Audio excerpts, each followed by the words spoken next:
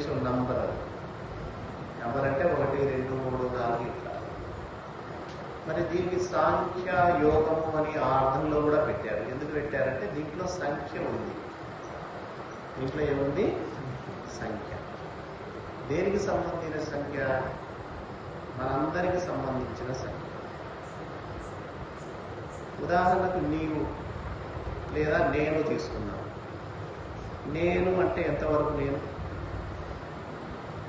నా తల వెంట్రుకలు మొదలుకొని నా కాలి గోరు వరకు నేనే కదా. ఇదెంత? నీవు అంటే ఎంతవరకు? నీ తల వెంట్రుకలు మొదలుకొని నీ కాలి గోటి వరకు. ఇదెంత? దీనికి సంబంధించిన సంఖ్య చెప్పాడు కాబట్టి సాంఖ్య శాస్త్రము, సాంఖ్యయోగము. అయితే సాంఖ్య శాస్త్రానికి కృష్ణుడు చెప్పిన సాంఖ్య యోగానికి తేడా ఉంది. ఇందులో ఏమున్నాయి అంటే అందరూ ఏం చెప్తారంటే పంచభూతాలతో తయారైనది కాబట్టి పంచభూతాలు ఉన్నాయి. జ్ఞానానికి సంబంధించిన ఇంద్రియాలు ఉన్నాయి కాబట్టి జ్ఞానేంద్రియాలు ఉన్నాయి. కర్మ చేయడానికి సంబంధించిన ఇంద్రియాలు ఉన్నాయి కాబట్టి కర్మేంద్రియాలు ఉన్నాయి. పంచ ప్రాణములు ఇందులో ఉన్నాయి. మనసు ఉంది, బుద్ధి ఉంది, చిత్తం ఉంది, అహంకారం ఉంది. ఇవన్నీ ఉన్నాయా లేవా? నీలో నాలో అందరిలో ఉన్నాయి. ఇవన్నీ నంబర్. ఇవన్నీ కలిసి 24. ఇన్ని 24. వీటిని చూస్తూ ఈ 24ని గమనిస్తూ సాక్షిగా ఒకటి ఉంది. నీవు నేను. ఈ నేను అనేది ఈ 24 తత్వాలను ప్రతినిత్యం ప్రతిక్షణం గమనిస్తూ సాక్షిగా ఉంటుంది. ఆ సాక్షి ఒకటి. 24 ఆ ఒకటి అన్ని కలిపితే 25. ఈ దేహంలో 25 తత్వాలు ఉన్నాయి. 25లో నీవెవరు అని ప్రశ్నించుకుంటే నేను 24 కాదు, 25వది నేను. ఆ 25వదే ఆత్మ.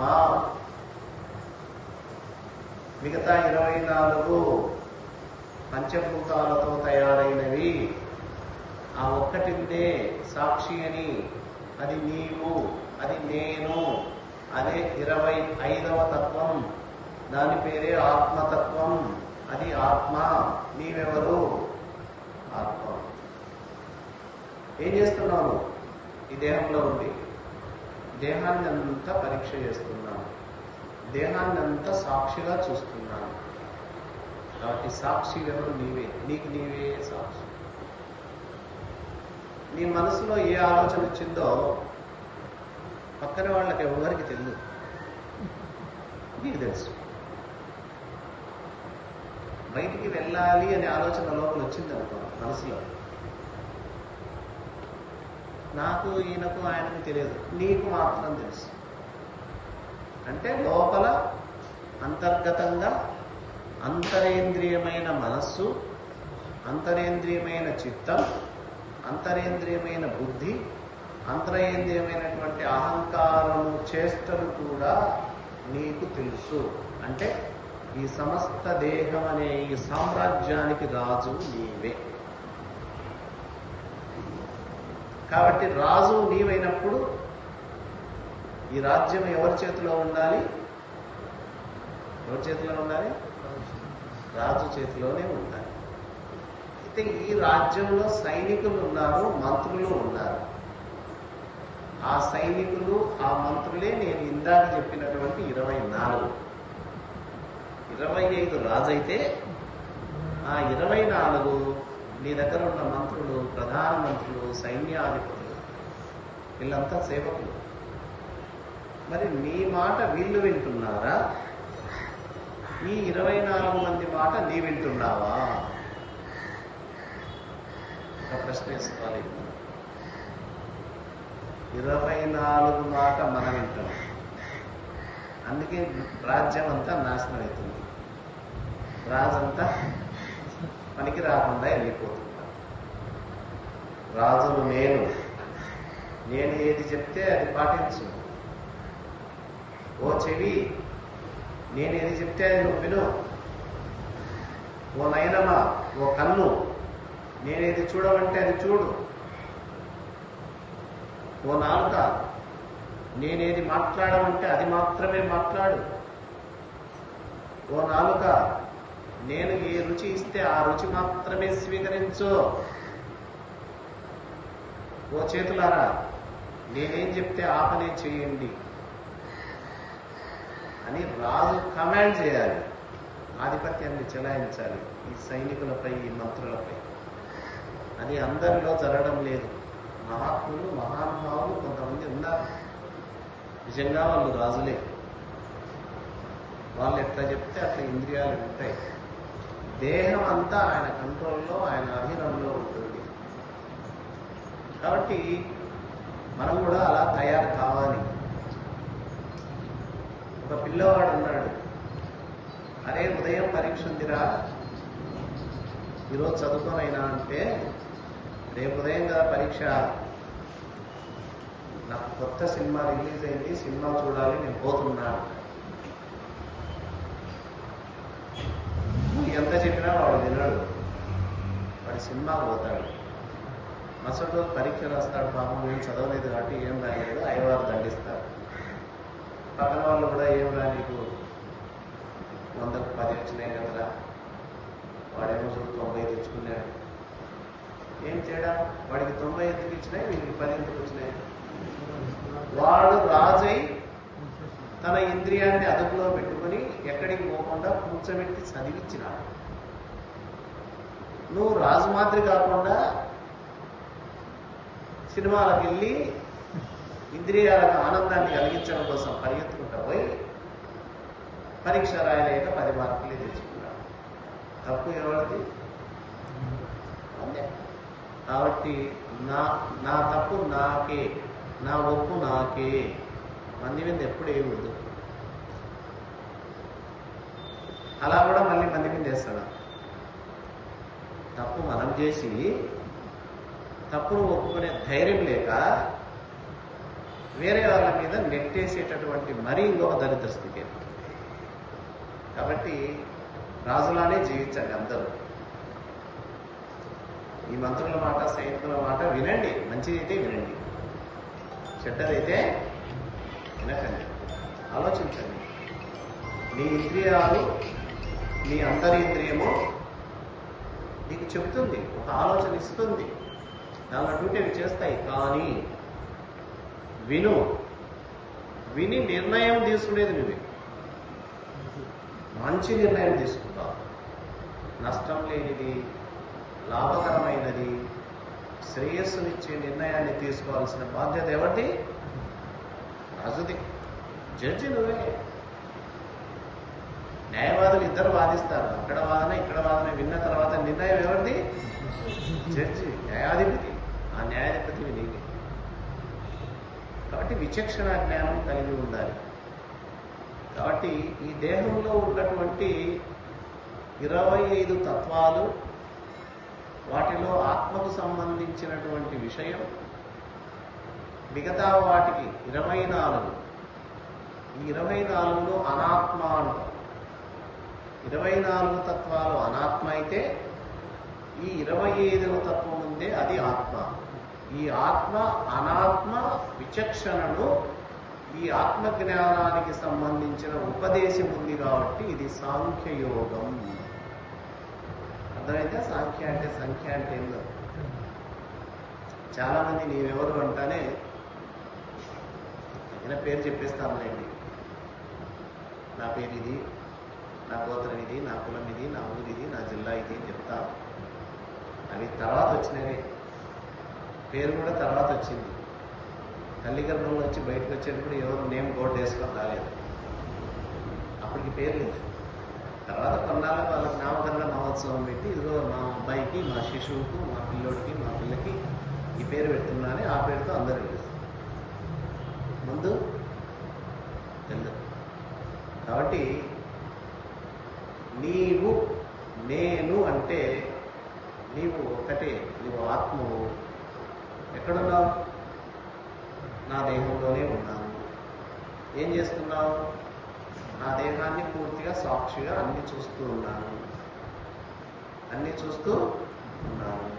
ఇంద్రియాలను గమనిస్తున్నాను, ఆలోచనలు గమనిస్తున్నాను, క్రియలను గమనిస్తున్నాను. అంటే మనస వాచ కర్మన జరిగే అన్ని పనులకు సాక్షివి ఆత్మతత్వాన్ని నీవు అనే విషయాన్ని క్షుణ్ణంగా తెలియజేశారు. శుద్ధాత్మ తత్వజ్ఞానాన్ని తెలియజేసేదాన్ని సాంఖ్యము అంటారు. సాంఖ్యము ఖచ్చితంగా మనం తెలుసుకోవాలి. ఎందుకంటే మన గురించి మనం తెలుసుకోకపోతే ఎట్లా? మన గురించి మనం తెలుసుకోకపోతే ఎట్లా? వేరే వాళ్ళ గురించి ఏమవసరం ఉంది? నీ గురించి నువ్వు ఎప్పుడైతే పూర్తిగా తెలుసుకుంటావో నీకు అందరి గురించి తెలుసుకోవడం సులభం. ఇక తర్వాత ఇక్కడ దీన్ని ఏమంటామంటే ఆత్మ అనాత్మ వివేకము. ఏమంటాం? ఆత్మ అనాత్మ వివేకం అంటే 24 అనాత్మ, ఆ ఒక్కటి ఆత్మ. మరి దానికి దీనికి సంబంధం ఏముంది? నీవు ఒకటైతే అవన్నీ 24 అయితే ఆ 24ంటిని ఎలా అదుపులో పెట్టుకోవాలి? దానిలో నీకు సంబంధం ఏంటి? ఆ సంబంధం ఎంతవరకు ఉంటుంది? ఈ దేహం ఉన్నంత వరకే చూడండి. చనిపోయిన వాడిని ఏం చేస్తారు? పూడ్చడము, కాల్చడం చేస్తారు. ఎవరిని పూడ్చినారు, ఎవరిని కాల్చారంటే ఆ 24 తత్వాలను పూడ్చినారు, ఆ 24 తత్వాలను కాల్చినారు. ఈ 24 ఎక్కడి నుంచి వచ్చాయి? పంచభూతాల నుంచి వచ్చాయి. మరి 24 ఎక్కడికి పోవాలి? పంచభూతాల్లోకి వెళ్ళాలి. భూమిలో కలుస్తుంది, నీరులో కలుస్తుంది, అగ్నిలో కలుస్తుంది, వాయువులో కలుస్తుంది, ఆకాశంలో కలుస్తుంది. పంచభూతాలతో ఏర్పడినటువంటి ఈ దేహం మళ్ళీ పంచభూతాల్లో కలిసిపోతుంది. మరి నీవు ఆ 25వ తత్వమైన నీవు ఎక్కడికి వెళ్తావు? ఏం చేస్తావు? తర్వాత నీ పరిస్థితి ఏంటి? దాన్ని గురించి తెలియజేసేదాన్నే ఆత్మజ్ఞానం అంటాం. దాన్నే తత్వ ఉపదేశం అంటాం. అది తత్వం అంటే. చాలా మంది తత్వాలు వాడుతుంటారని మనం విన్నాం. పెద్దవాళ్ళు తత్వాలు వాడే వాళ్ళు ఉన్నారు. తత్వం అంటే అది ఏది? ఇప్పుడు చెప్పుకున్న ఆ ఒక్కటి ఉన్నదే ఆత్మతత్వం. ఈ ఆత్మతత్వాన్ని గురించినటువంటి విషయాలున్న పాట తత్వం. ఆ పాట వింటాము, అర్థం కావచ్చు, అర్థం కాకపోవచ్చు. కానీ మహాత్ములు తత్వాలు బాగా రాసి పెట్టారు, బాగా పాడేవాళ్ళు ఉన్నారు. కానీ అర్థం చేసుకోవాలి మనం. అర్థం చేసుకుంటే అప్పుడు ఆత్మజ్ఞానం, తత్వజ్ఞానం మనకు బోధపడుతుంది. ఇది సాంఖ్యయోగంలో ఉన్నటువంటి విషయం. తర్వాత శరణాగతి, ఆత్మ అనాత్మ వివేకము. మూడవ అంశం ఈ సాంఖ్యయోగంలో ఏముంది అంటే నిష్కామ కర్మ. నిష్కామ కర్మ. కర్మ అంటే పని చేయడం. కర్మ అంటే ఒక పని చేయడం. అందరం చేస్తున్నారు. పని చేయని వాడేవాడు లేడు. వాడికి ఏం పని లేదు, ఊరికి ఇంట్లో కూర్చున్నాడు అన్నా కూడా వాడు పని చేస్తున్నట్లే. కూర్చోవడం పనే కదా. కూర్చున్నాక ఊరికే కూర్చుంటాడా? ఏదో ఒకటి ఆలోచన చేస్తూ ఉంటాడు కదా, అది పని కదా. గాలి పీల్చుతుంటాడు, వదులుతుంటాడు కదా, అది పనే కదా. ఆహారాన్ని తింటాడు కదా, అది పనే కదా. దాన్ని మళ్ళా పనికిరాందంతా విసర్జన చేస్తాడు కదా, అది పనే కదా. ఎందుకు ఊరికిన్నట్టు? ఎవ్వరూ ప్రాణమున్న ప్రతి జీవి ఊరక ఉండలేడు. ప్రతి ఒక్కరూ కర్మ చేయాల్సిందే. అయితే కర్మలా ఉంచుకోకుండా కర్మను యోగంలా మార్చుకోవాలి.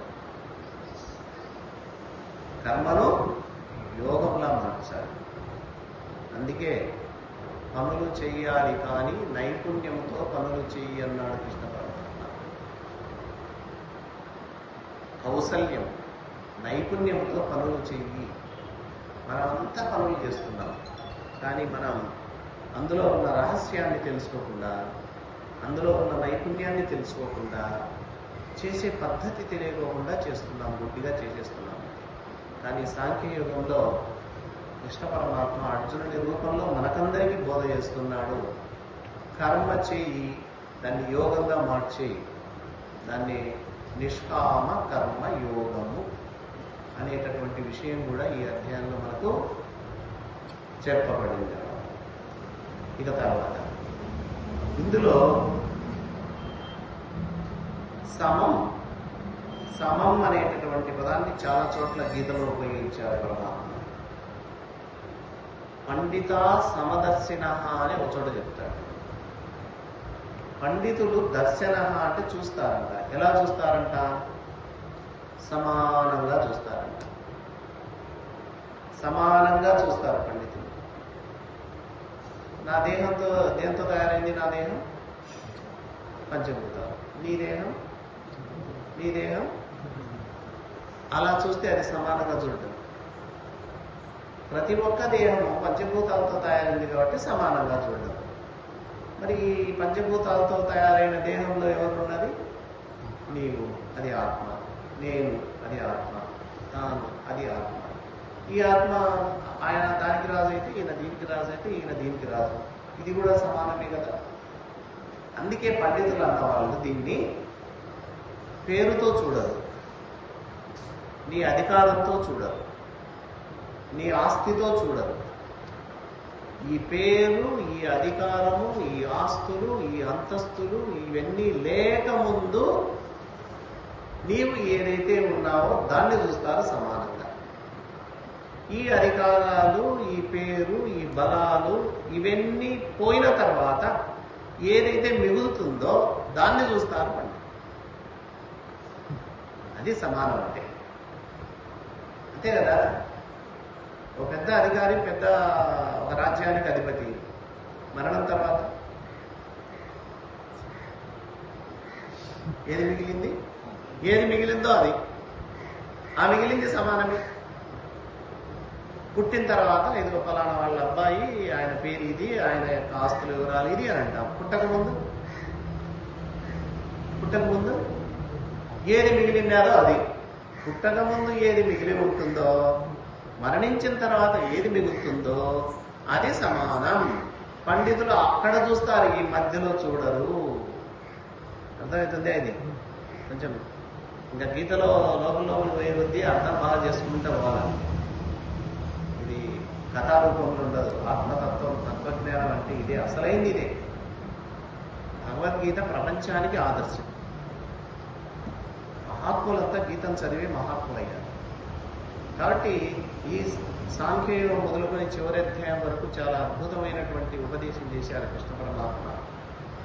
ఆకాదులే అర్జునుడికి అనుకోకండి. అర్జునుని నేపథ్యం మనకందరికీ చెప్పినటువంటి బోధ. ఇక్కడ మొట్టమొదట శ్రీ భగవాన్ ఉవాచ, 2వ శ్లోకం. కుతస్త్వాకస్మలమిదం విషమే సముపస్థితం అనార్యచుష్టమస్వర్గ్యం అకీర్తికరమర్జున. మొట్టమొదటి శ్రీ భగవానుడు పలుకుతున్నాడు, అర్జున ఎందుకయ్యా నీకు ఈ మోహం వచ్చింది అన్నాడు. ఎందుకయ్యా నీకు ఈ మోహం వచ్చింది, ఈ అజ్ఞానం వచ్చింది? అది ఎలాంటి సమయంలో? ఇది రాకూడని సమయం. మనకు కూడా ఏ సమయంలో ఏది రావాలో అది రావాలి.